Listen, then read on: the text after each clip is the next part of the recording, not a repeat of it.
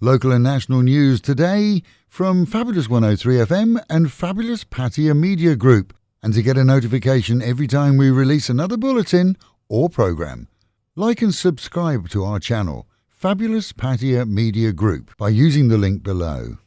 The government reported 143 new cases of COVID on Monday, along with 2 deaths, both elderly with underlying medical issues. Of those currently in quarantine, the new so-called South African variant was found in a Thai man who'd arrived from Tanzania. Of the 143 new cases, over half were found in Samut Sakhon, Thailand's epicentre for the virus. Pathum Thani recorded 50 within the same 24-hour period. Thai police reporting after a demonstration in the capital at the weekend has seen denial that one of those injured, along with dozens of officers, was a medic, agreeing that many arrive at these events claiming to either be medics, journalists or even government employees. They recommend anyone attending in a so-called official manner wear clear ID, but ideally, truly, it's best to stay away. The Cabinet has approved a 4,000 baht COVID-19 handout for salaried workers at the rate of 1,000 baht a week over a month. This in the form of credit for food, using a mobile phone application. The offer applies to all who pay Social Security through their employers, and registration for the benefits begins next week. Armoured vehicles pushed through crowds of protesters in Burma again, as the country's military rulers threatened activists with 20 years in jail for opposing their coup, inciting dissent or harbouring people wanted for similar crimes. This after a confrontation at a power plant, where locals were convinced that the Burmese military were about to cut power supplies.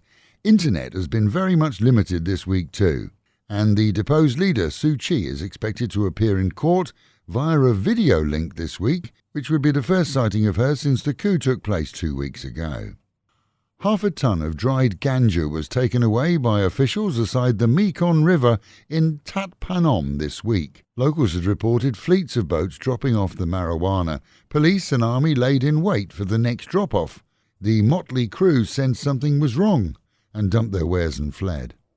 Who said seafood isn't good for you? Well, for the second time this month, a Thai person who bought 50 bahts worth of shellfish found what's thought to be a mellow pearl inside.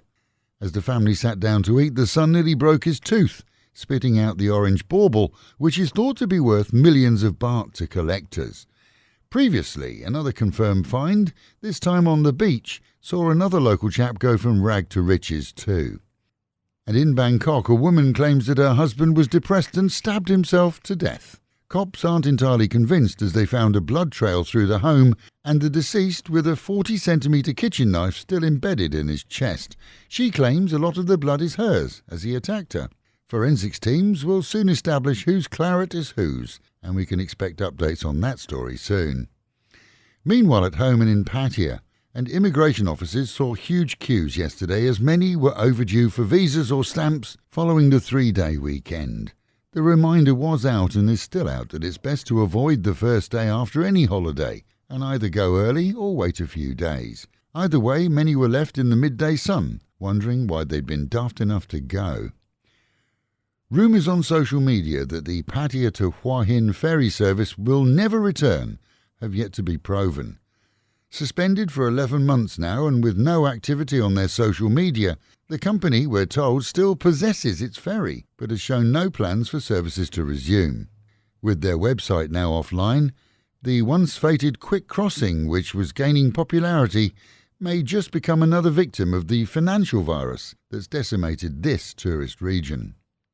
Licensing hours here are not about to change at the whim of any pressure group.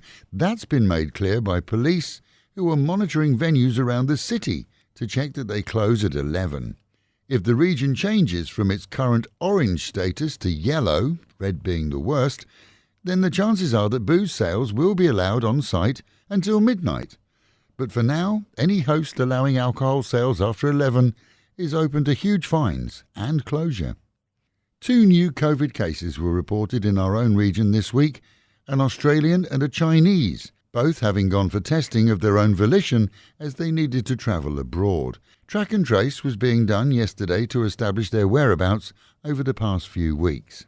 And good news, as Pattaya International Hospital is now offering their private COVID testing for just 3,800 baht with no queues and in a professional and secure setup that protects both patient and staff.